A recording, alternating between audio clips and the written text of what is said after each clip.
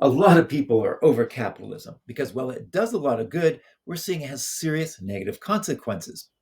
But history tells us it won't last forever, that something better will come, because every few centuries, the rules of power reset. And there's more insight at culturalperspective.com.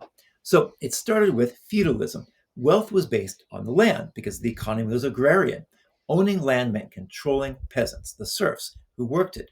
Those peasants produced crops and livestock and labor. That was the currency. Feudalism wasn't a cash economy. It was a system of duties and loyalties, and it didn't work very well. The next stage was mercantilism. Wealth was based on trade, gold and silver. Power came from controlling exports and limiting imports, and accumulating gold and silver. Monarchs granted monopolies to merchants and built colonial networks to secure resources. Profit depended on state control of imports and exports, not the free market. Exploitation became a tool of national power, and gold and silver became the measure of it. Of course, this was unsustainable, and with the Industrial Revolution, it shifted to capitalism. Wealth was based on production and investment. Industry replaced trade as machines and factories multiplied output. Private ownership and profit replaced royal control. Markets, not kings, set prices and wages. Labor became a commodity, and capital, the money used to make money, became the new source of power.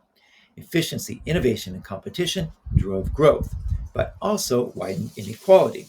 But pure capitalism didn't last either. The Great Depression and two world wars, those forced a rethink. So nations built the welfare state, where governments step in to stabilize markets, protect citizens, and manage crises.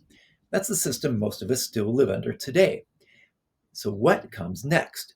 History doesn't tell us exactly what comes next, but it does tell us something comes next. So, maybe it's post capitalism, where automation makes labor optional and value shifts from ownership to access.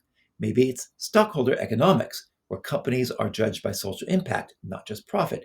Or maybe something darker, a neo feudalism, or digital lords own the platforms we all depend on. What's your opinion? What do you think is coming next?